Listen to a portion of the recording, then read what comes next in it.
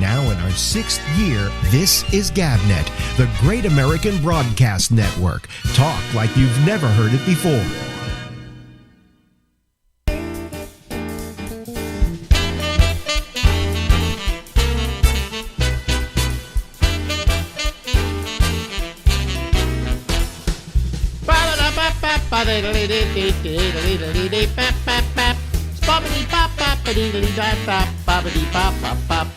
Yes, that's the Ramble. It's Alex, that's me. We'll be here until midnight tonight on the East Coast of the United States of America. Ah, there he is. Now, if he looks, that's Stephen Pearl, by the way. Oh, wait a minute. You know what I didn't do, Stephen? What did you do? I didn't put up your little text so that you can. There we go. See, then everybody can know who you are. Oh, see? There we are. See, right yeah. there. Anyway, Hey, how come the P isn't capitalized? What is this, chopped liver? That ain't right. Come on, capitalize the P. The P is capitalized, and it's all the way over on the other Right side of here the is a screen. little P. No, you're pointing at me. You have to go over to the other side of the screen. There, about there. that? Now you're pointing. Oh, the bouncing finger boy. Yeah. Okay, it's all on this side here. The hell's going on? Yeah. New York State Thruway's closed, man. Why'd Your you? whole city. I was rapping to the fuzz. How you doing? How you doing? You're very peppy because what was it? 2 days ago you had a little procedure. Oh no, that was a week ago today. A week ago today. I don't know. All I know is I went onto your page and there you were wearing a mask. Yeah. In the hospital. In Las Hospital. Summerlin Hospital, a fine organization. Now, hello, everyone in Summerlin. Now, why did you go there? Why? What were you in? It's like saying he came back from prison. What were you in for? I had nipple augmentation. Everyone's doing it. No, I've had AFib of the heart for about 10 years, and it sucks. And I didn't want to get a stroke, so I finally had it worked on, and hopefully I don't have it anymore. So there you go. And what do they do for the AFib? They go in there and they just tickle your heart or something, or? Yeah, they put you out. First of all, they put a tube down your throat. It better have been a tube. I don't want to wake up and my butt hurts and the doctor's pulling up his pants and smiling, if you know what I mean. Yeah. Anyway, but and they go up your groin with 2 catheters, and you're out for the whole thing. And they go up there and they spot weld the heart or something. I don't know what they do, but I haven't had an episode since. So the only complaint I have is it itches where they shaved me. Oh. But other than that, and they didn't shave all of me, so my pubic hair looks like a little Hitler mustache. Yeah, well, no, I get an erection. He goes, "See, guy, my penis is a Nazi. Help!" The worst thing, I don't know this because I've never done it, but I've heard that you shaving your pubic hair and then having it grow back is not fun. Because it's not that it's not fun. It's just that you got to scratch it where it itches, and then you're walking around scratching your crotch everywhere you go. And yeah, go away. It ain't nothing, man. People have an attitude about that. Yeah, so it's while it grows back. But there was no post-op pain at all, and it was great. I told the anesthesiologist, "You can do anything you want to me as long as you make me feel like Rip Van Winkle or Keith Richards." So he said, "I'm going to make you feel like Keith for 2 seconds, then you're going to feel like Rip, and then you'll wake up." That's why Keith smiles all the time. But I don't even remember going out, man. I just remember coming to. They put something in my wrist. There is 1 millisecond before you go under that's a wonderful quick high. Yeah, when I was in the hospital in L.A., they gave me the Keith Richards drugs, and I didn't want them to wear off. Ooh, dilaudid. Well, you know what they did with me? When I had my seeds implanted in my prostate, which have now taken root, by the way, and I'm growing an oak tree in my ass. Oh, if you know 10 people, you can sell these seeds. But anyway, when they did the seeds thing, it was... now, what was the point I was going to make? They put seeds in your prostate. They couldn't put me out because they said, because of your age, we don't want to put you out. Oh, fuck that. Put me out no matter what. And I went, but this is going to be, don't worry about it. We're going to give you a spinal. Now, you've heard of spinals before, right? Yeah, sure.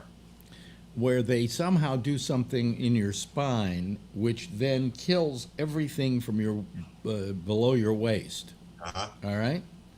And I'm going, well, this is going to hurt, right? And they did it, and it didn't hurt at all. It did a little pressure. That was it. And next thing I know, they're like moving me around because I can't. And he says, and now to make it even more fun, I'm going to give you some Valium or whatever, and make you feel real pleasant. Well, that was like being high constantly. Yeah. And it really, if I had my choice now between getting put out or getting a spinal and getting this stuff, I would do this. Plus, you get to hear everybody in the operating room talking to each other while they're doing the procedure. And you think they're going to go, scalpel, sutures, give me another glove, nurse, wipe my brow. No, it's like, so what are you doing for dinner tonight? Yeah. And he's in there, he's in my ass, you know. He's not my ass. He's actually. Second nature to them, Actually, they stick a needle. You ready, folks? Get ready to wince. You know your perineum? You know what your perineum is? We used to call it the taint. Taint, ass, taint, genitals. It's the in-between area. Right? Oh, my God. And they go in there with a needle. And then they do everything through there to get to your prostate. But I didn't feel a thing, and the guy is doing it, and I'm high as a kite, and they're talking to each other, and I'm hearing everything, you know. The only terrible part about it was that after it was over, they took me into the, recovery room, and it took me longer to recover than the guy next to me because he was put out. Me, I had to wait for the bottom half of my body to start working. And that took about 3 hours. Wow. Yeah, it took me a while for the drugs to wear off, and I had no problem with it. I have a friend who's a paraplegic, and I always wondered what that was like. And now I know, because, you just don't feel anything below your waist. Can't move, nothing. Yeah. But, so I didn't get put out, and I was looking forward to getting put out because I liked the drug they put you out with. Yeah. And I didn't like the idea of being awake while this was going on. But he gave me so much of that Valium that I didn't give a crap. You know? So they knew what they were doing. Okay. They know what they're doing. Yeah. Yeah. They didn't put me out for my hernia operation. I was awake. I just didn't feel nothing. That was in 1980, folks. And I went to the hospital 40 years later, and this time they put me out. I thought I would just enjoy the part of just going out, but I don't remember it. I just remember there's a momentary flash, if you pay attention to it, where you get this meep, and then you come out of the other side of that meep, and you're awake. Yep. That was it. I remember the awake beep. I don't remember the going out beep. Yeah, but, they're very. It's very it's very good. It's terrific. Yeah, no post-op pain. They did a great job. Well, as long as we're talking about operations, I have a hernia. But I haven't done anything about it because it isn't bothering me. Yeah. It's not bothering me. Mine looked like I had 3 balls, so I had to do something. Well, no, I have a lump, but it's not. It doesn't hurt. Doesn't bother me. And they say if it doesn't bother you, then don't worry about it. Yeah, mine was killing me, so I couldn't have sex when I came. So how long did it take you to get over that? Because I hear the recovery on that is long. That took a long time. I was all purple and shaved and hurting, and it just hurt to walk and it hurt to breathe, and that was horrible. Really? And, I was younger and more delicate. They must be better at it now, though. Yeah, they had some new method they did with me, like one muscle over and over, so it doesn't come back, and it hasn't. But it sucked. Yeah, but all I know, let's see, who else? Bubs has a hernia. And he said he should get it taken care of, but he doesn't want to go do it. And I said, that's the kind of thing you just don't do unless you absolutely have to do it. Yeah. Mine was strangulated, so it had to be taken care of. It was strangulated. Oh, that's not good. I had it from 1969 to 1980. That was painful, I would imagine. Oh, it was not good. It was not good. It would just, sometimes the pain would just kick in. I go, I'd rather be kicked in the balls with a baseball bat and a nail through it. Well, if you ever want to do that, just call me, and I'll be happy to do it for you. So you're feeling, you don't look like you even were in the hospital. The youthful cherub face of mine. Yeah, my car's broken. I'm getting that fixed next week. So how often did you get defibrillation? I've had, God, I might get it once a month, or I might get it 5 days in a row. It just kicked in. If I got excited or mad or for no reason at all, it would just kick in, and it sucked. It's you can't breathe, you can hardly walk, you got to pee every 2 seconds. It's horrendous, and It broke. My air conditioner broke down in July for 8 days. 8 days. I was living on the sun. It's like 115 degrees here every day, and it kicked in the second day, and I was crawling to the kitchen to get buckets of water to pour over myself. That bad, huh? That bad. It was bad. It was bad. Yeah, because I don't have any AFib or anything like that. In fact, as a matter of fact, I think about it. I have a slight what do they call it? My aortic stenosis. That's it. Oh, that okay. Which means I'm amazed I remembered it. Okay, and I remember when you had spinal conjunctivitis, which is a hardening of the aorta. But my doctor did a thing on me, and he looked at it, and he went, and then he did it again a couple of months, about a year later, 2 years later, to see how much it had grown. He said, at this rate, you'll be 150 before it's a problem. Okay, Yeah. cool. So that's the most I have wrong with my heart is an aortic stenosis. Wow. He Okay, did, that's good. and he does this echocardiogram, and he looks at it and goes, a little bit more plaque, and everything's nothing. He says, don't worry about it. Okay. Cool. When you're 150, call me. So, Yeah. So I mean, it's just nice to get something taken care of. So I haven't had. It's been a week ago, and so far nothing's happened. The problem with that is I'm planning to make it to 150. Oh God, so there you go. I might have to have the operation. You're gonna bury everyone you know. It's not a good feeling. That's right. That's right. Well, we're burying a lot of people. More than half of my friends are on the other side, and some of them were younger than me. And you're how old now? You're 60. I'm 64. Get off my lawn, you bastards. Give me back my copy of the Long Island Press. Yeah, but I mean, you're 64, so to have people going isn't as much as like me. They go left and right. You're way up there. I mean, they're just dropping like flies. You haven't been the same since your buddy James Knox Polk died. Now, the funny part about it is, comedians, I think we talked about this once before, comedians have a tendency to live either really long or really short. That's right. That's right. You're either George Burns or Bill Hicks. Or you're Sam Kinison or you're Carl Reiner. Never know. Who just went. That's how you live. Depends. Who knows? But so far, I'm too old to die young. So What is it though about comedy that makes these guys live to be older? Is there some element? We're nuts. We're nuts and we're psycho and we're depressed, but we laugh a lot. And laughter is a good release. Could it be one other thing? And I present this to you is that it's something you can keep doing. It's not something that age stops you from doing.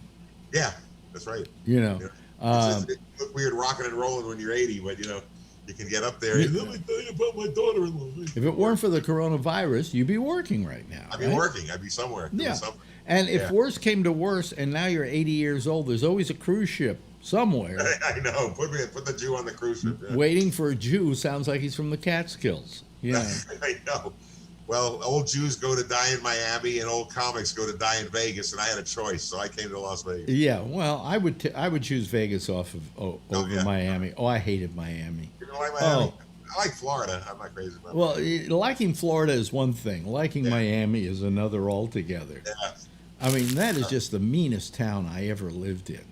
It was like everybody was coming down off coke at the same time. That's where it comes from. It was like the final scene in Goodfellas with the helicopters up above and everything. Him being paranoid. I'm not gay. Everybody was living like that. Oh my God! Nobody blinks in Miami. I wonder why. Yeah, no, I hated Miami. I don't know if you remember when I went to Miami. I remember you went there for a little time. I spent short times there, and I've always had a good time, but I have to spend a longer amount of time in Miami. Well, that's really nice. That's really nice. I hate that town. They can go. They could. What I was told was with the sea rising, eventually Miami will be underwater. Well, Miami's man-made, isn't it? That whole part of Florida used to be a swamp or something. Well, it's a swamp, but what's happening is the oceans are rising, and so the first place to get it is going to be Miami, which will be completely wiped out and washed out, and that's okay by me.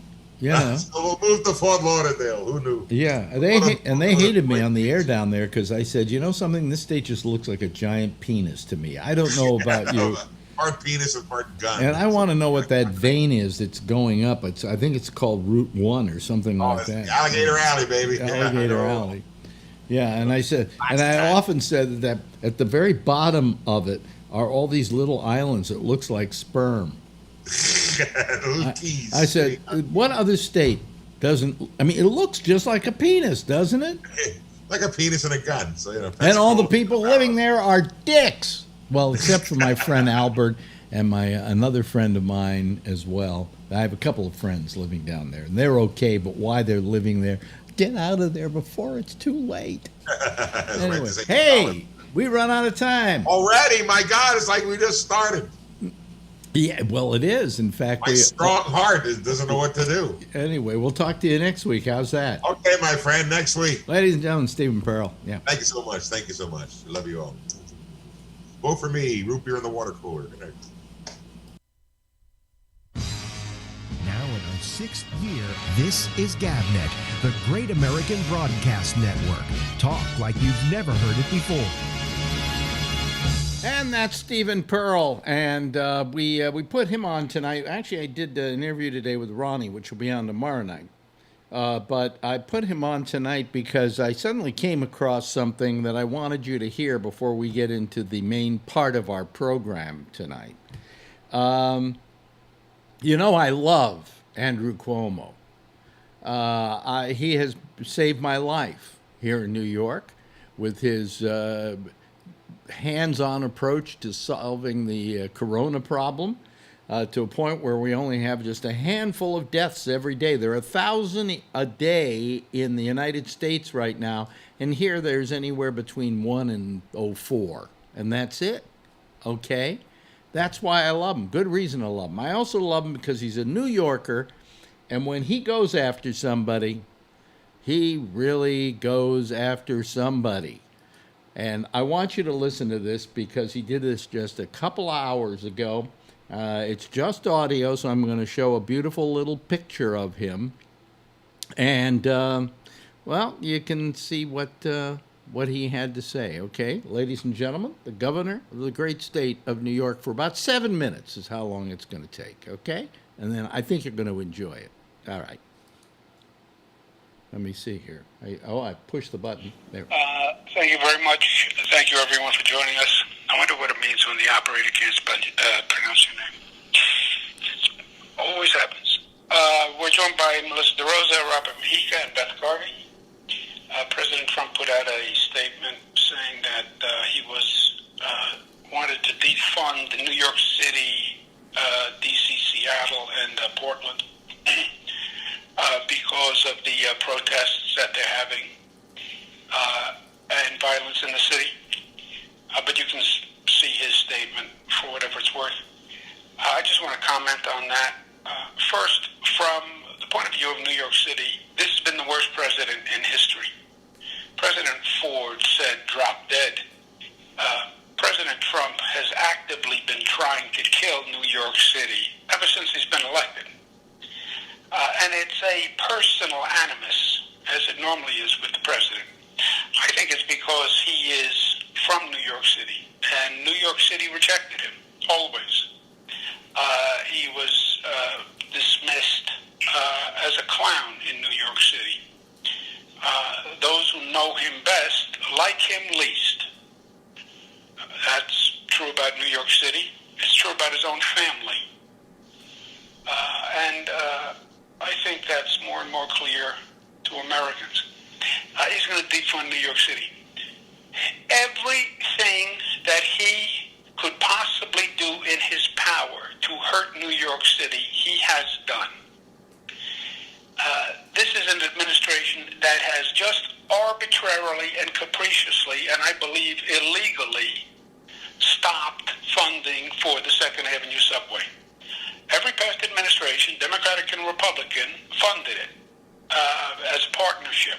He stopped it. He has stopped the air train from LaGuardia Airport to New York City. He's doing an environmental review that is a protracted process and means the airport will be finished before before the air train is finished. This is a president who has bemoaned the environmental review process and the secret process and all these regulations that government has that stop development. We will build an airport before the President of the United States finishes his environmental review on an air train. I mean, how incredible is that? He won't approve congestion pricing, which is a technical federal approval matter, but they won't approve congestion pricing. This is on top of SALT, which stole $14 billion from New York. Look, the best thing he did for New York City was leave. Good riddance. Let him go to Florida. Be careful not to get COVID. Also, the main situation that New York City had to deal with, that I had to deal with as governor, was the COVID pandemic. Remember, COVID ambushed New York due to Trump's negligence. It was his negligence that allowed the virus to ambush New York. And that's not rhetorical. It was his negligence that believed the virus was still in China. He calls it the China virus. It's not the China virus. It's the European virus. It came here from Europe, January, February, March. He did nothing until March. March 15th is when he did the European travel ban. We know for a fact, says the CDC, his CDC, says Dr. Fauci, we know for a fact the virus came here from Europe, January, February, and March. And he missed it. He is the cause of COVID in New York. It is his negligence that brought it here, and then his arrogance, where he won't provide state and local funding to help states and cities to recover from the pandemic that his negligence caused. He wants to do something about public safety. Here's something that he can do about public safety. Do you know how many people are dying from COVID around the world? In Italy, which was one of the hardest hit countries, as you know, about 8 people died per day, are dying per day. Canada, about 6 are dying. UK, about 9 are dying. Germany, about 11 are dying. France, about 20 are dying per day. United States of America, 1,000. You want to do something about public safety? Try doing your job. 1,000 people under your federal leadership are dying currently per day from COVID. You have the worst record on the globe in terms of leadership. You want to do something on public safety? That's what you can do. As far as this statement, he's going to stop funding for New York City. He is not a king. He thinks he's a king, but he's not. He's a president. And there is a constitution, and there are laws, nothing that he knows anything about. But the federal budget is appropriated by law, with conditions of funding by law. Part of the funding went to the Department of Housing and Urban Development that I used to head. The statutes contain the funding conditions, and he can't override the law. I suspect it's more of a political statement that he's making than anything else. But it's also illegal, what he's talking about. So that's my response to the president. Let's take a couple of questions. And that was our governor earlier tonight in what was, I guess he calls it a teleconference. It's not exactly a press conference, but it is a teleconference. Let me see here. We have one person waiting in our waiting room right now, so we'll admit him if he wants to come in. We use Zoom, by the way, and if you don't know how to use Zoom, just go over to gabnet.net, and over on the right-hand side of the page, on the right-hand side, you will find in about the middle of the right-hand column a thing that says click here for Zoom, and you just click that, and that will put you through, just like it put Charlie Wallace through to us. Hello, Charlie. How are you this evening? Worthy of Hi, this Alex. great Doing great. Oh, wait a minute. Hold on a second. You know, what? there is Wait, a New York wait a minute. Where? accent, even Wait, on wait, tennis. oh, wait a minute. I've got to Language turn of something tennis. down here. Love Let me But see in here. New York, No, unmute love site. wins Okay, every time. and that's a great muted, opening. not muted. Good Where luck the to all. hell is that audio coming Joined from? by, Wait a minute. Hold on a second. Rose Robert May. It's coming from somewhere. Oh, I see where it's coming from. Here we go. Let me just get rid of it. There we go. I think we're fine now. Yeah. Okay. Hello there. How are you, Charlie?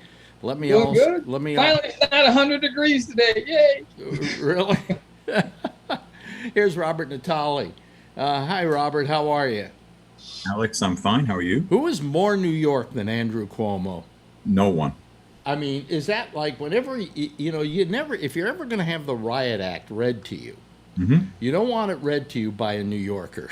No. Okay, Right. because nobody does it better. You know? Moxie. That was awesome. Yeah. Yeah, well, he moved. He got out of here. Good riddance. I mean, Yeah. he just. Don't let the door hit you in the ass on the way out. Yeah, I mean, he really gives it to Trump, and justifiably so. I mean, when Yeah. he got into that whole thing about Italy, who was hardest hit, has 8 a day dying, and Germany has 11 a day dying, and France has, it says, 6 a day dying, or whatever. The United States, 1,000 a day. And you say you're trying to be, you're for public safety? Well, that's the first thing you could get to attend to, but you haven't, And the reason I decided to play that, I was going to run this interview I did with Ronnie, which is usually 25 minutes, but I played Stephen Pearl first so that he's only like 15 minutes, and I could play that for you because I figured you would enjoy that, So. Yeah. So how are you all doing this evening? Any comments about what you just heard? He said it all, right? I mean, Yeah. there isn't a thing he said that someone could dispute. I really don't see it if it's true. Right. And he when he came out with this thing about the reason he doesn't like New York is because New York never liked him. Exactly. You know, as long as he was here, as Cuomo put it, he was thought of as a clown. Yep. A buffoon. A buffoon. And I don't know, I get tired. I got to tell you, I get tired coming on here every night and talking about Donald Trump. I've finally gotten Trump fatigue. Are any of you feeling Trump fatigue? Months ago. How about you, Robert? How about you, Jeff? I have Trump fatigue in a sense. I'm just tired of his name. I'm tired of his face, his voice, his lies, his bullshit. But on the other hand, I think there's reason why we have to speak about it and speak about it often. We have to point out that there is no confusion in this upcoming election. It really isn't. A box of cheese would be a better candidate than Donald Trump. And that has to be hammered home by everyone who can see the light. I'm sorry, that's how it is. Cool. Jeff? Yeah, but, Robert, you get information. I'm not sure where exactly, but we get a lot of liberal information, so to speak. We consider it to be direct information, correct information. Mm-hmm. But if you look at Fox TV, it is crap. Mm-hmm. Well, you know what? Terrible. And I know a lot of people who are so-called Republicans. They're morons. Can I respond to that, Jeff? Yeah, please? sure. Yeah. Jeff, I agree with you wholeheartedly, but what I would say back to that is that there are a lot of facts that are just incontrovertible. There are certain facts that are just inarguable. 186,000 Americans are dead. No one can argue that. In fact, if anything, you could argue that may be like a number that's been softened up. Yeah. 966-page report by the Senate Intelligence Committee is a matter of fact. You know, it's readable. It's there. It was done by a Republican-led committee and says that Trump perjured himself and actually did collude with the Russians. Incontrovertible fact. What he did in Charlottesville was incontrovertible. It was a quote out of his own mouth.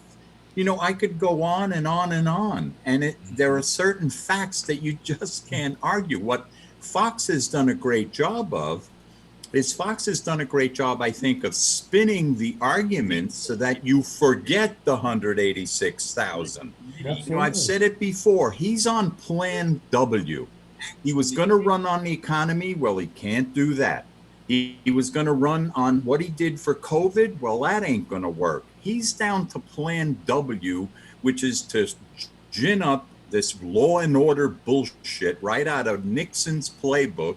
And even that isn't going to work. Even Nixon. No, it's not, because Cuomo said it. He is now obeying the law. The budget by the U.S. Congress is the law, and he has said he's going to ignore the law. Yeah. Well, I mean, the thing is that even Nixon wasn't this draconian. I mean, I hate to say that. You know, I often say, things, just when you thought Nixon was the most terrible president we had, although I think Reagan was worse, every time you think Trump's the worst, you look back at these other people who you thought were terrible at the time, and now they don't seem so bad. Yeah. And in the case of even Nixon, Nixon had respect for the office. Yeah. He may have been a crook, but he had respect for the office. And this guy has absolutely no respect for the office. He feels it's really like a free bank account he was given. Yep. And it's horrible what he thinks he can get away with. Well, what he does try to get away with, and there's a Republican Senate that's letting him get away with it. They're complicit. Yep. But I mean, this just goes on, and the reason I don't want to see him get reelected is I just don't want to see his fucking fat face on television anymore. Here. That Mussolini look he always has. You know what I'm talking about. That's a Mussolini look. I mean, I'm just sick of it. I'm sick to death of it. And I think it's time that we booted this guy out of office, and I hope we can do it. I don't know. I think it looks good, but it looked good last time, and look what happened. So I mean, what the hell? And has America learned its lesson? I don't think so. Even today, now I don't know this to be a fact, but this was something reported on MSNBC. He supposedly spoke when he was in Kenosha, Wisconsin, spoke to a storekeeper whose store was burned out. Yeah. Well, MSNBC is reporting that the guy doesn't own that store anymore. No. He's a prior owner, and the current owner wanted no part of talking to Trump. That wasn't the Photoshop, was it? I really don't know. I didn't hear the whole report. It was the but I heard it was the much. Photoshop, because yesterday when this guy was saying, and we've had this Photoshop in our family for 125 years, I'm thinking they don't own it anymore. Yeah, except he sold it. Well, wait a minute. Yeah, right, exactly. So like even a little shit. Yeah. Well, what I thought about when he said that was, hasn't anybody told you Photoshops are yesterday's business? Yeah, You right. know, I mean, what do you have 1 hour photo? You develop them in 1 hour now? Is that it? And instant photo. Yeah, right. I mean, something was smelled fishy about that. But I'll tell you something, and I want to bring this up. I got a note today from Patrick in which he was saying, well, did you see where Biden's going to come here? So I guess Trump wasn't so bad for coming here, right? And my attitude is, no, he was bad in going there because he was using the political climate and the election to get himself some publicity. On the other hand, he's doing the same thing. Yeah, and I don't know that I agree with Biden going there. Okay. What do you think, Robert? Biden will probably try and bring us together. Trump tried to split us apart. apart. Let's separate that from what I was saying last night. I was saying what I had against it was he was using this as a political opportunity as part of his re-election for president. And that I didn't think this was the kind of thing you should use for political purposes. So if I don't believe in that where Trump is concerned, I certainly can't believe in it where Biden is concerned. Robert? I agree with you on both counts, that they're both using it for political reasons. But let's reiterate a point that Charlie eloquently made last night. Yeah. Trump expressed no remorse where it came to Jacob Blake. He expressed no remorse for the two people who were shot and killed by the teenager. He did express sadness about the teenager himself who fired the weapon because he supported Trump. Now let's listen closely when Biden gets there to how he handles it, and we'll criticize that as necessary. Yeah, but if I was going to be critical of Trump for being there for political advantage, okay, and using that town for his political campaign, then I kind of have to hold the Biden's feet to the same flame. No disagreement. Yeah. What are you thinking, Kevin? Any opinion on that? What I just said? Not really. I mean, I saw what you guys were talking about. Well, I didn't see it, but I heard it on the radio about going to that Photoshop, and that guy. The guy that was in the photo, that occupied the Photoshop now, did not want him to come by, but they got the owner of the Photoshop to come by. So it was the owner of the Photoshop. Does he carried the lease? Yeah, I don't get the. He has the lease on it. He leased it to the guy that didn't want him to come by because the guy said, "I don't want any trouble. I don't want Trump around here. I have no interest in talking to him." And the guy that owns the shop that rents it to that guy said, "I'll talk to him." Well, when they burned it down, right? What they burned down was actually the what can we call it? The financial property of the guy who's renting it, as opposed to the physical. Who they talked to, yeah. But the guy that was actually in it, was the victim. Yeah. And he didn't want to talk to him. Why didn't he want to talk to him? Did he say? Because he didn't want to deal with Trump. He didn't want any opportunity with Trump. Wow. He basically said he didn't want a photo op happening in his place of business. Yeah. And I wonder how Fox is spinning that tonight. You know? Oh, they'll find a way to do it. That station's out of control. Yeah. Well, I'll tell you something about Fox. It's interesting. I mean, Jeff mentioned it. You go over to Fox and blah, blah, blah. It's like you're going into another world. It is. It's entertainment. Yeah.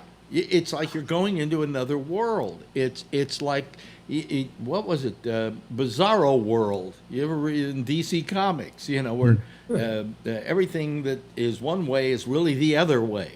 You know, up is down, down is up. Seinfeld. Seinfeld, yeah. Seinfeld, the Power World. Yeah. And they have their token Democrats, and they just rip them up and talk over them and let them sit there and drain. I saw. And that's all they do. It's really funny. Occasionally, I go over and watch Newsmax, and I watch what's that other station? The one that Trump family bought into.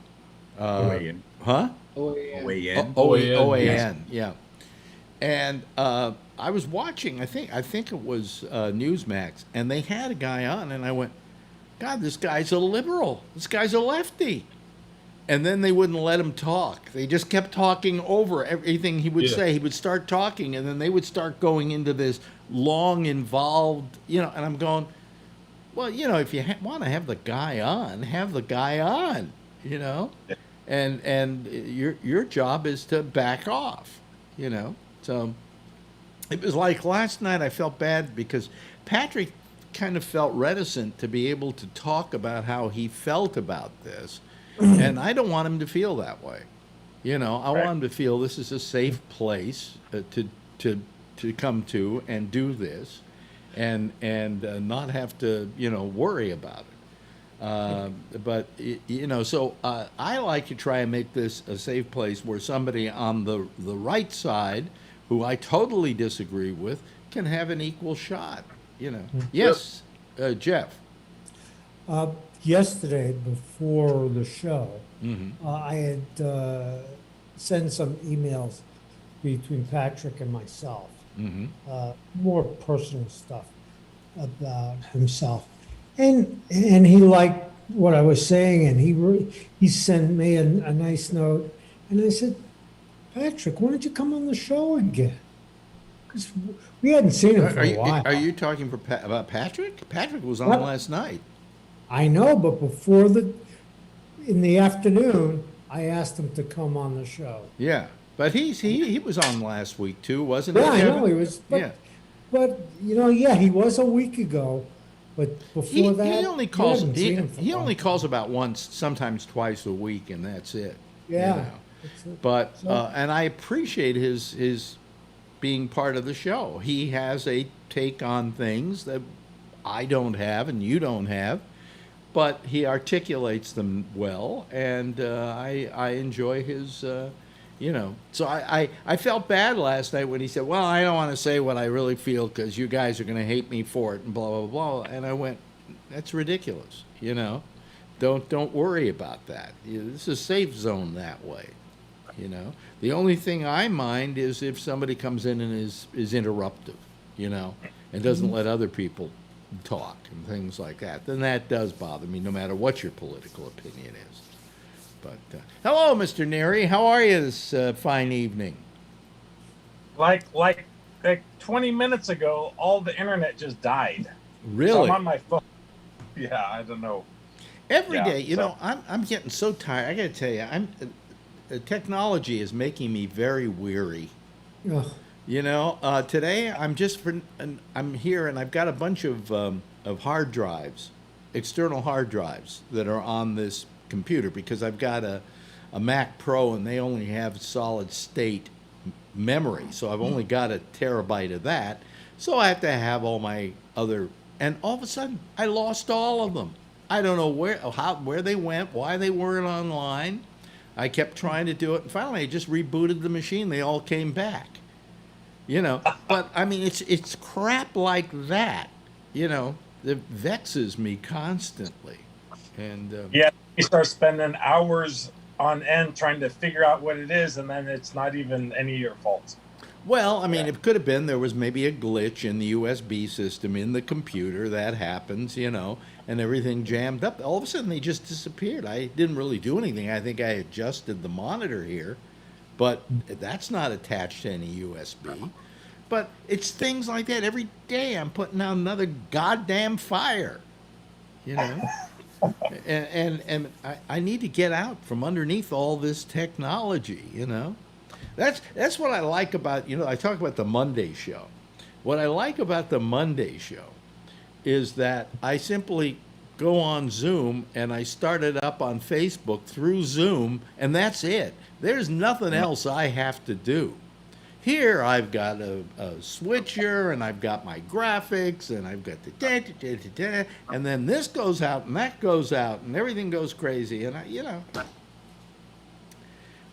I'm tired of it. I just want to sit here with a bunch of people I enjoy talking to and have a pleasant conversation, like with Tony. She's talking to me. Good night.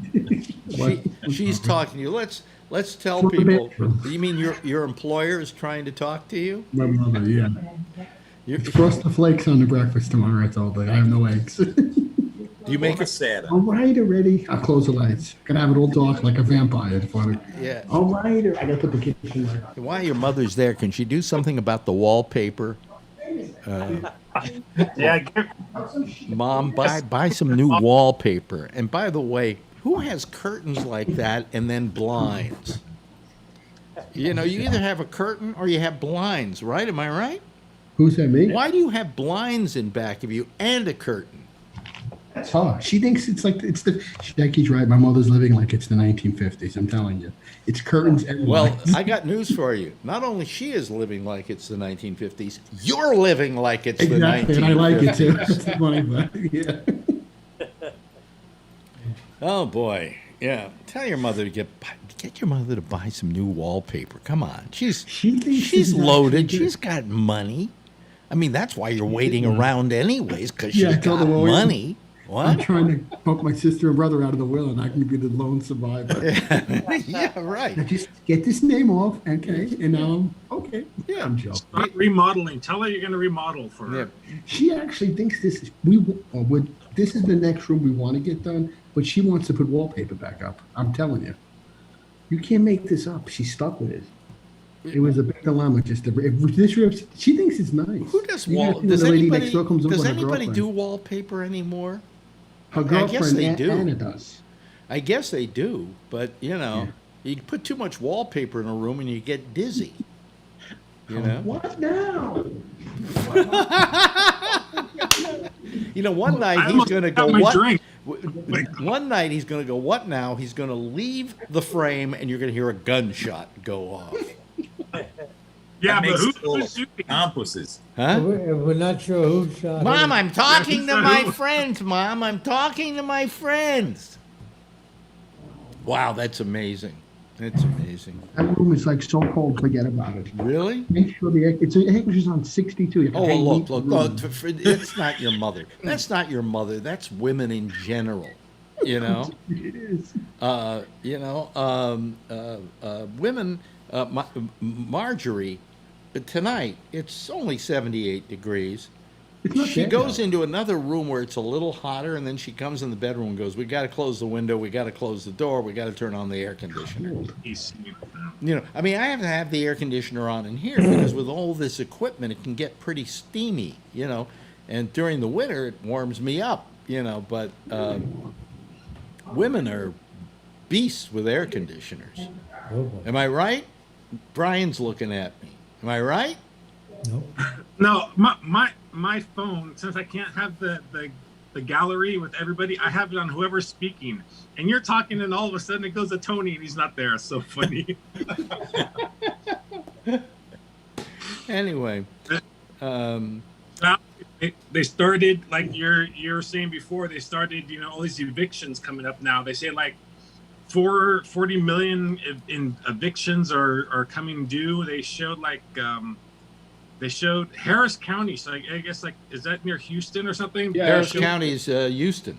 Yeah. Yeah, showing those they're not cops, but what are they? They go in to do the evictions, and then they froze them. I guess later in the day they start freezing them or something. I don't know, but yeah, it was really sad. Well, you know something though, you can go around evicting these people, but who are you going to replace in those evicted apartments? I mean, you're being stupid. It's better to have somebody in the apartment live with the eviction thing. And I don't understand this eviction thing completely, but from what I understand is once this whole crisis has gone away, people are going to have to pay back that money.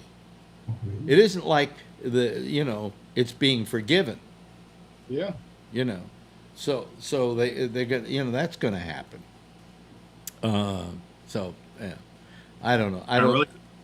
I don't worry about eviction because I'm not paying rent. So it doesn't matter. I know But it's an old story. What?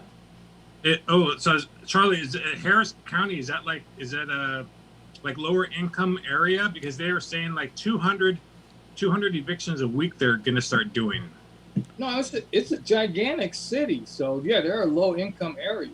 Yeah, I mean it's Houston. It's Houston, Texas. It's the whole city of Houston, which, by the way, if I'm not mistaken, is one in land size one of the largest cities in the United States.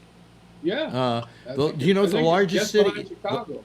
No, Okay, you know what the largest city in the United States is in land size? Oh, size. Yeah. Size. Oklahoma City. Oh. Oklahoma City. Yeah, I think Houston is like number 2. Yeah, you can drive all day and still be in Houston. Here was the deal. When I first went to Houston, they made a big deal of the fact that they were building a new airport, a new international airport. And I think it was going to be called Hobby Airport. Later became George W. Bush or George Bush International Airport. But I said, okay, well, listen, I want to get on the plane because I'm going to go back to San Francisco for a weekend. And so we get in a car. We drive 75 miles to the airport. And that was on the edge of town. Yeah, you can literally drive 100 miles without leaving the Houston city limits in a straight line. Yeah. See, Really? Yeah. in New York City, you can drive a whole day to get from 8th Avenue to 7th Avenue. Yeah, but for Tony, am I right? Oh yeah, I don't drive, but my brother hates Don't driving. go cross town midday. When my brother goes into the city sometimes to work overnight, it's all right. But when he's got to take the car, for entirely different reasons, however. Yeah. Oh yeah. This town is, but I don't know what's going to happen. When the eviction thing is all over with, because there are just a lot of people who lost jobs in this. And Trump goes, "Oh, the economy is terrific. Look at the stock market." Yeah, the stock market just got back up to about where it was when the bottom fell out because of COVID. But who's getting rich off of that? About 5 companies, and that's it. It's like, Apple had a good time, and Amazon had a good time, and so on. That's why the money went up again on that. But that stock market has nothing to do with people being out of work and not having money in their pocket. Yes. It's a casino. It's a casino. Well, it is. But that's not the case. Don't tell me that the stock market, because the stock market is good, that means the economy is good. If 30 million people, if 30 million people are out of work, those are 30 million incomes that aren't being spent somewhere. And you can't tell me that that's a good economy. I wish it were tied to that, but it isn't. By the way, Bree is actually on the chat room while he is on here with us, right, Bree? Well, you have to turn your microphone on, Bree. Yeah. I mean, I only said hi. Yeah, I know, but I just noticed that you were there.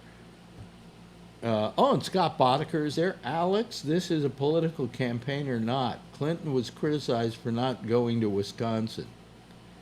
What? She was? In 2016, yeah. In 2016, yeah. And she lost Wisconsin. Yeah, she lost Wisconsin.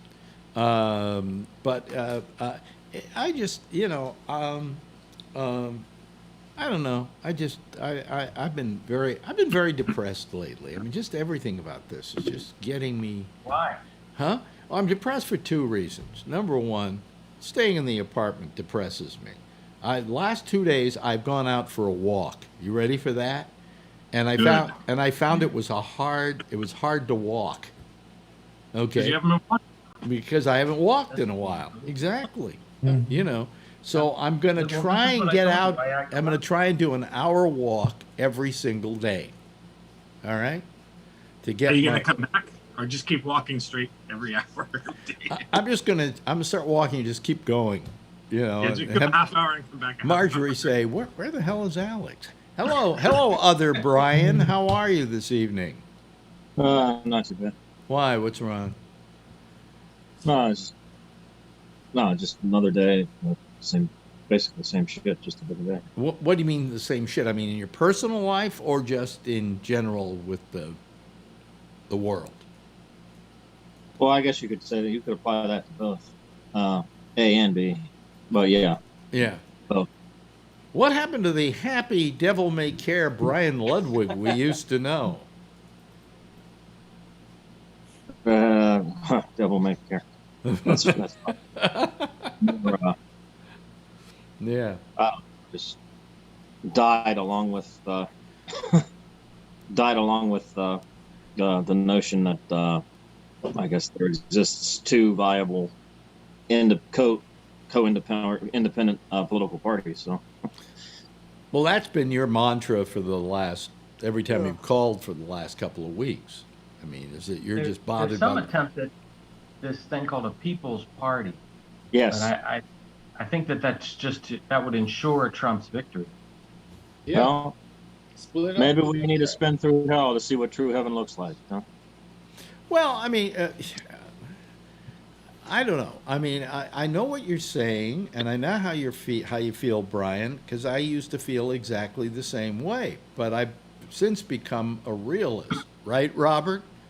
That the way I see it, yeah. Yeah, that when you're being attacked by an enemy, you have to go to the most people that you can find who are going to ward off that enemy, and that if you just say, "Well, I'm going to go in an election, I'm going to go vote for the third party." Well, okay, so you're really handing. I think in this case, you'd be handing Trump a victory. Well, you won't personally. I mean, what you do personally, if you're the only one who does that, go ahead and do it if it makes you feel good. But if a lot of people feel like you feel, we're going to be back in the same shape we're in. You realize, speaking of a lot of people, that last remark you made, you do realize that over 100 million people didn't vote in 2016. Well, so we have a very bad record in this country of voting. I mean, a lot of other countries have very high numbers, 80% go out and vote and so on. Here in the United States, I think we only get about, 40% voting or something like that? Yes, less than 50. Yeah, and that's shameful. I think in Australia, isn't it against the law not to vote? Yeah, you have to, by law, you have to vote. You pay a fine. You pay a fine if you don't vote. I would hate to think that we have to do that to people. And I again agree with you, Brian, in this respect. For years, I didn't vote. I felt it did me no good. No matter who I voted for, they always lost anyway. And so I had that kind of attitude. But as I don't like it. People who say they don't vote, I still don't. I still am uncomfortable with those who say they won't vote at all. I mean, there are such thing as alternate parties, as Jack Bishop calls them, or write-ins. But also okay. So what are you going to do? What are you going to do this year? Who are you supporting? Probably the least of all evils for me right now would be Howie Hawkins. Who? Howie Hawkins. Howie Hawkins, Green Party. Green Party? Oh, okay. All right. Okay. But I can tell you, Alex, I'm still sticking by my Trump prediction, and I know how he's going to do it. He's going to cheat. Yeah. He's already set it up, so we can know. On the night of the election, the in-person casting votes, he's going to win that. And you're going to see a lot of red all over the map. And then there's going to be a lot of, we still have a lot of mail ballots. We got to count all that. And Trump's going to say, no, I won based on this. That's it. Yeah. End of discussion. No more discussions. And all the legal stuff, whatever. We'll hire as many lawyers as they need. And then that's how he's going to take it. Well, he is setting up a reason to question the election. He's already started that. I mean, every time he says, this is going to be the most illegal voting, blah, blah, blah, if we do it by mail and so on and so forth.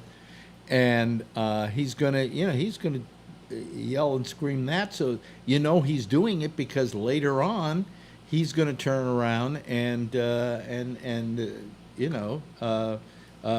to the Supreme Court with it, and he's going to bitch and moan. I mean, even if he loses by a ton, just by a ton, okay, it's not going to matter. He's still going to go and protest it. He's going to go do legal actions. Well, and the thing is it doesn't matter if he gets more, if Biden gets more votes in California and New York, and runs up the totals. Hillary Clinton did that. That doesn't work. There are specific places where he just has to make sure that the mail-in ballots have his name on them or don't or aren't counted. And that's the play right there. You just go to a couple of states, those small little states in the backwater areas that don't have very much. You send in your legal team from New York, and I'm telling you, this is how it goes down. I was thinking Pennsylvania might be one of them, Bree, but I don't know. But also, I'm not surprised by what you're saying. I won't be surprised if Trump wins the election either. Well, and I'll tell you why it works. The reason why Gore conceded and the reason why Bush won was precisely that. What happens is, if there is an impression on the night of the election, and that impression carries through the next day or two, that impression sort of has a way of locking in a rally around the flag, because most people want to have the stability versus the chaos. So if it's the illusion, right? So if it's Trump, and then we just go through this for another 4 years, and we know what he says, then people might go for that. But if it's, well, we don't quite know, and it's chaos, and we're going to have legal issues, that upsets business more, than the guy jumping around who says a lot of crazy things.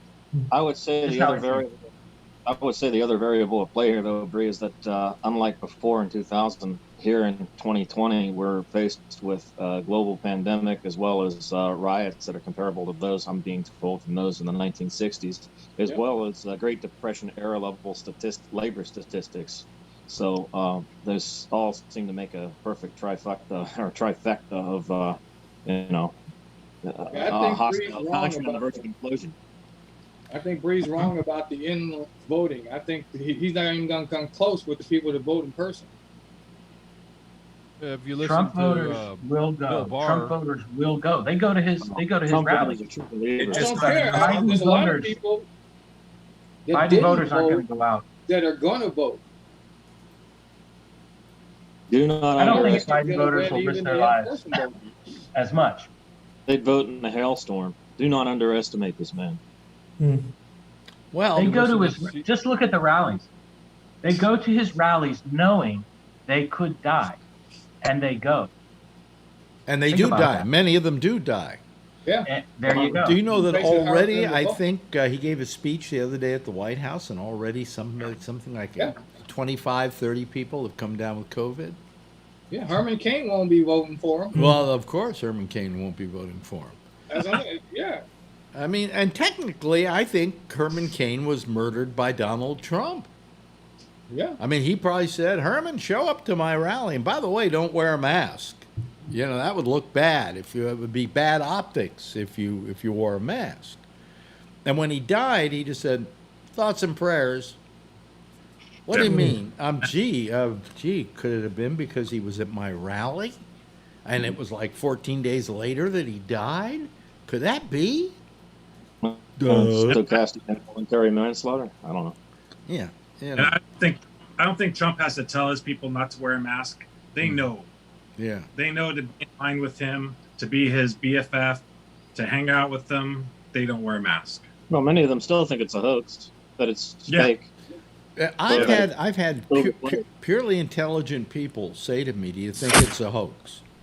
I mean, Larry Bubbles Brown one day said this to me. Do you think it's a hoax? I mean, he was asking me sincerely because he wanted to know if it was a possibility. And I said, no, it's not a hoax. This is the real deal. Because, I mean, I was here in New York, you couldn't tell us it was a hoax. Otherwise, where were all those dead people going, Yeah. And so he said, okay. But a lot of people, their immediate feeling is, oh, it's overblown, it's a hoax. But how much, there are 1,000 people dying a day. How is that in anybody's mind a hoax? You know, it's a hoax. Where did 185,000 bodies come from? Yeah. Yeah. No shit. Well, not all of them died of COVID. Yeah, they had that's other right. things like they were fat and so on. Yeah, those are called comorbidities, and without those comorbidities, they'd still be alive. But they you know, they had those comorbidities, and sure, you die. You don't die of COVID itself. You die of complications from COVID. So you know, but. How much more denial do we have to go through in this country? Just look at it. The rest of the world, 5 people here, 7 people there, 11 people in Germany a day, 1,000 a day in the United States. Now, admittedly, we're a bigger country, but not that much bigger that we have 1,000 and Italy, which says things are not good right now, have 5 deaths a day. Is Italy, let's see here, 5 goes into 1,000 how many times? Anybody know quickly? 200. 200. Is Italy 200 times smaller than the United States? No. I don't think so, you know. So, I mean, we're doing a crappy job.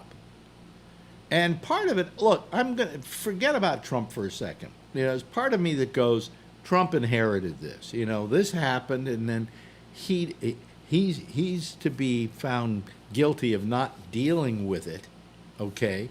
But he didn't create it, all right?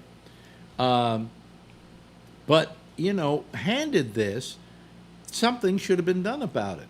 But the 2 things we have going against it, and the biggest one, I think, is the American public, who is so goddamn fucking selfish that they don't know how to put a mask on. They don't know how to stay home. What? There's your reason, what you just said. There's your reason right there as to why we're having it so much worse than these other countries. We're so self-absorbed, so self-centered. We have yet to disband the illusion that rugged individualism and do it for yourself and fuck the other guy ism works. It does not work. In fact, it's killing us. The only thing that is going to save our lives is people caring about other people.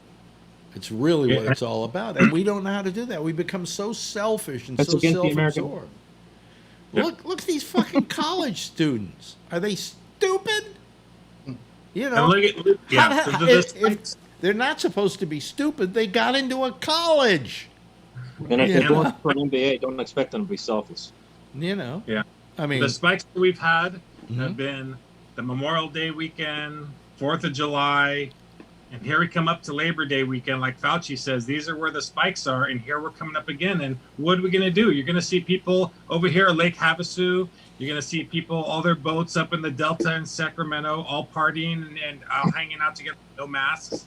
And it's just going to be like this big spike again. Yeah. Not to mention school and college openings. Yes, mine included, which will be Tuesday. I'm looking forward to it. You drive a school bus, right?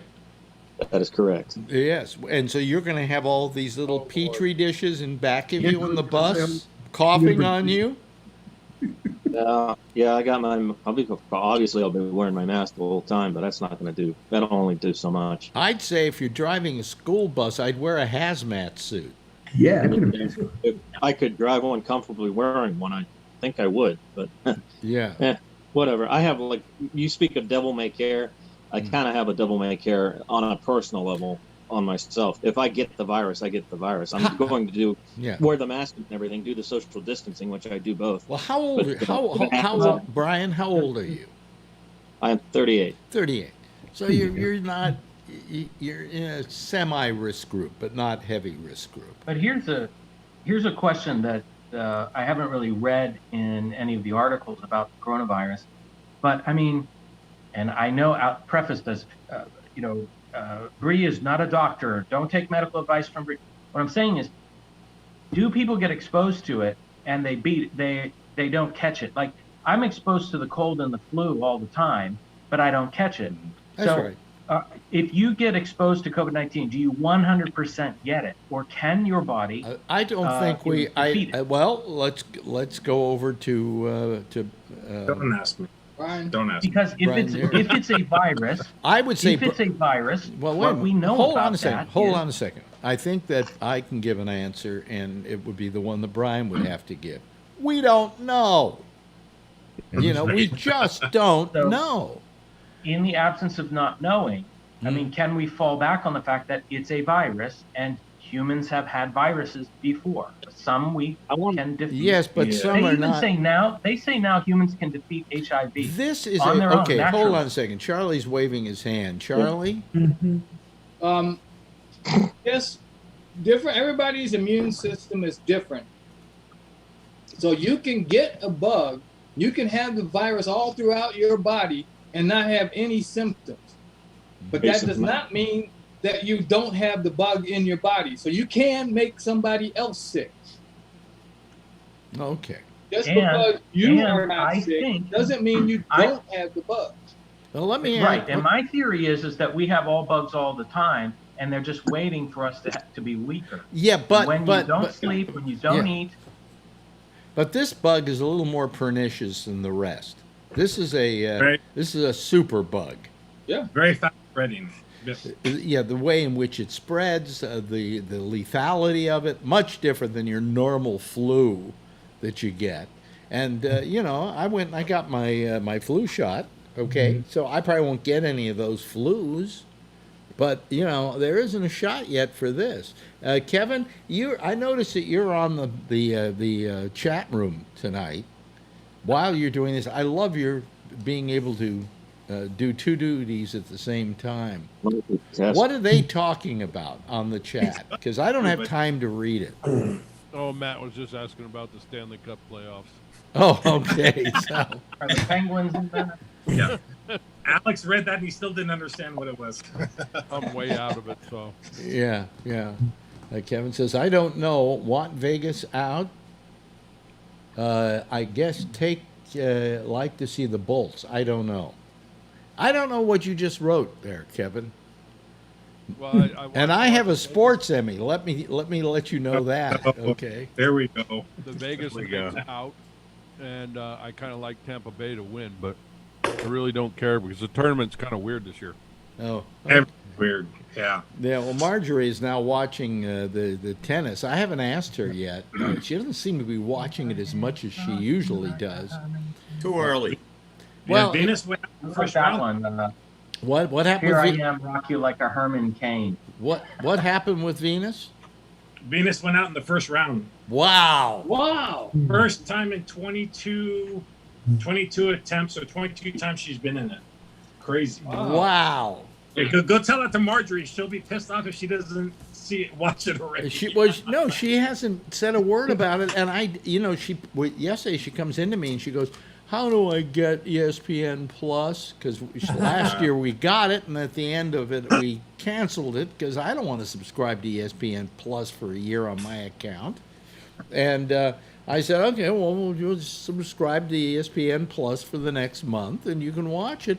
And so we got ESPN Plus. And every time I go in there, she's watching some show on Netflix called Grand Hotel. It's got like 84,000 episodes over 70 seasons, and she's watching it, right? My God! But I don't see her. I don't see her watching the tennis. Come on, it's $5.95 a month for crying out loud. What do you think I am, made of money? Yeah, it just started. Hey, think of the money you saved on tickets this year. Yeah, well, she got a hat. You know what? I had it on last night. She got every year she gets me a hat when she goes out there. Well, she couldn't go out there, but they're selling the hats online. I know. So she, the other night, I think it was Monday. Yeah, Monday. She said to me, do you want a hat? I said, yeah. She said, what color? I said, white, because I don't have any in white. And she said, oh, okay, fine. And she orders it. Yesterday, she says, here's your cap. Came in one day. Nice. Jumping on that money. No COVID excuse on that one. Oh. Yeah. Because we live in the days of COVID plausible deniability. You know. Yes, John. So did you hear the CDC sent out letters to all the states saying be prepared for vaccines to be ready. So have your systems all set up by November 1st. So there's no fucking chance they're going to have a vaccine by November 1st. But why are they doing that? You know, it's got they'll have something. November 1st. Geez, I wonder. Yeah, right. Exactly. And I brought you a vaccine. It's great. It's the best. Big news, I'm telling you. Big, beautiful vaccine. It'll be attached to your voting card. Yeah. Yeah, let me explain to you. With Trump's signature. Let me explain to you why these things are happening. Why all of a sudden is something that's positive for Trump saying, hey, November 1st, a couple of days before the election, we're going to have a vaccine available. Why do they say that? Well, the appointee to the CDC, isn't he a Trump appointee? Yeah, I think so. Yeah, okay. And all these appointees that he's made aren't permanent. They're all acting, which means it's like The Apprentice. He can fire them any moment he wants to, so they do whatever he wants. That's kind of like a reflection of the American workforce, though, when you think about it. Yeah, yeah. Lack of permanence, lack of transparency, able to be used and disposed of like an expendable tampon or diaper. Mm-hmm. Yeah. At will employment. Yeah. Yeah. So anyway, and Jeff, as an older guy, how are you feeling okay about things? Oh, well, physically, yes. I mean, mentally, See, I'm going through a whole thing where I've got to change my my union decided they were going to get out of the insurance business, and they created a whole new situation where we have to go do this thing called SAG Via, it's called, and we go and you have a choice of any number of plans that you can do and so on. So since my wife's company is paying for it, we're just going to get the best of everything, you know, which probably will have about the same as we have now, only we won't have all the co-pays that we had on the other one. But I mean, they just left us stranded out here. And so we talked to them in October, and they will sculpture a plan for us. Okay, they have a thing called look at other things, other options for yourself. Well, the Medigap, there's a thing called Medigap that will take care of most of the cost. Very little, you know, co-pays, very little minimums at the beginning of the year. Also, I guess we can get good prescription coverage. I mean, but but still, we like the plan we had. It was fine. You know, only ran about $2,000 a year for the two of us, and now we don't know what this is going to cost. And they're pulling it right out, and they're pulling it out from me at a time when I need my medical coverage. Okay. Because, you know, maybe I won't get anything else beside the cancer that I had. Maybe that's gone away, but I still got to keep seeing doctors about it, you know. So, you know, that's something else we got to talk about is health care in this country and doing better at getting health care to everybody. Two words, single payer. Huh? Yeah, well, I mean, single payer is an easy idea.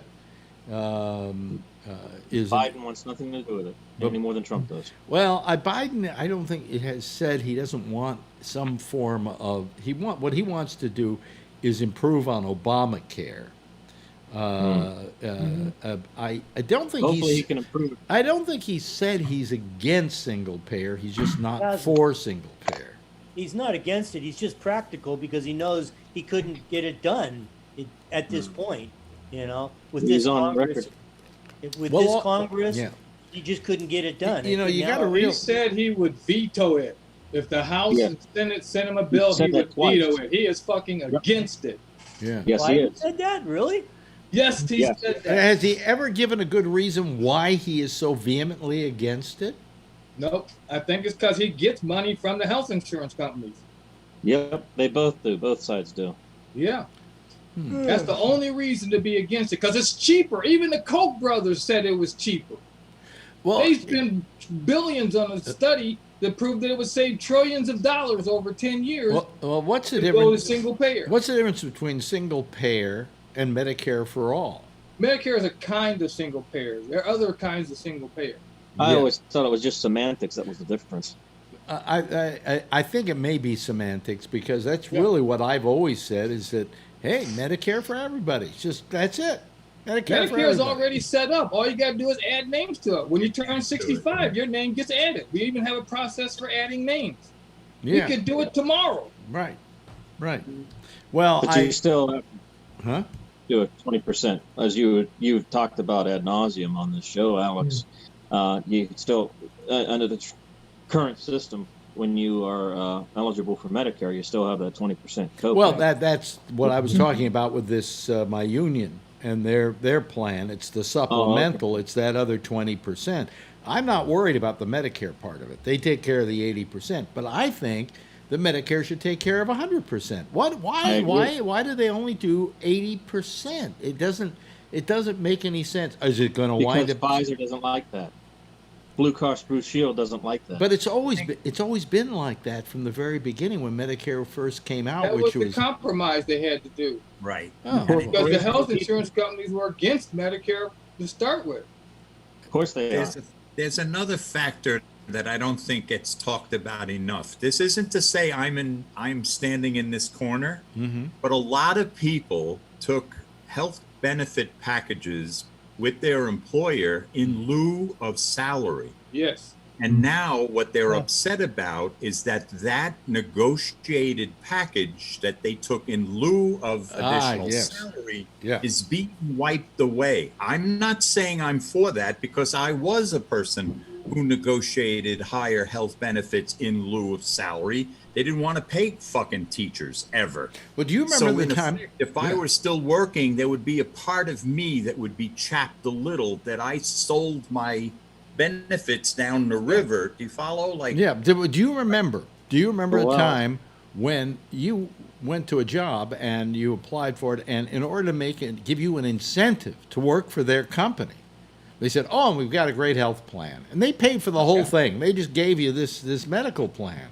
Right. Well, as years went on, all of a sudden, I think I got out of being hired by a station and having contracts with stations and things like that, and so I took care of my own insurance. And I come out the other side of it. I go to work for somebody like Sirius XM, and they go, "Oh yeah, we got a great health plan. It's going to cost you $200 a month for you and your wife." And I'm going, "What?" You know, wasn't that what part of the package was that, you know? But I guess it wasn't. You think that started when we were under the delusional impression that we're part of a global economy and we started competing? No, with I think it happened when, to begin with, medical insurance companies at one point weren't allowed to make a profit. Right. They were nonprofit organizations. And I think under Reagan, maybe somebody like that, they became profit-making, and all of a sudden, it started costing more and more and more. That's where we made our big mistake. Buy back their own stock either. Yeah, so, you know. Reagan's changed that, too. Yeah, I just remember those days, as you probably do, Robert, where, hey, that was just something they gave you. Hey, come work for us. Oh, okay. And by the way, we're giving you a health plan, too. You can get that as part of the package. Well, in a lot of cases, we would try to seek like 10% over 3 years contract. And they would say, we can't afford that, but here's what we'll do. We'll give you 5% over 3 years, but we'll boost your health benefits. Okay, great. But now, in effect, if the nation wipes out those corporate health benefits, you've just lost 5% of your salary, agreeing in good faith. I'm not saying I feel that way, but to say, oh, well, might be a little on the cynical side if it doesn't affect you. It will affect those that have that situation. Hey, listen, we've kind of run out of time here. It's been a nice evening once again with Charlie Wallace and Robert talking to us, and Jeff and John Larkin out there in San Francisco, and over there in Queens with his mother's wallpapers, Tony. And, of course, Kevin, thank you. Always nice having you here, Kevin. Bree, thank you for being here. Brian Neary. Keep making those little test kits. And Brian, good seeing you again here tonight as well. Why don't all of you give a big wave goodbye, and I'll wave back at you, okay? There we go. There goes our citizen panel, ladies and gentlemen. And they're off and finished. And the next citizen panel will be assembling over there with Jack Bishop. And you'll do that using Skype, okay? In the meantime, I'm going to get the you-know-what out of here. And I'll see you again tomorrow night at 10:30, same time, same station in life. In the meantime, as always, if you see her, tell her I love her. And be safe out there and wear a mask, okay? Please. See you later. Bye, everybody.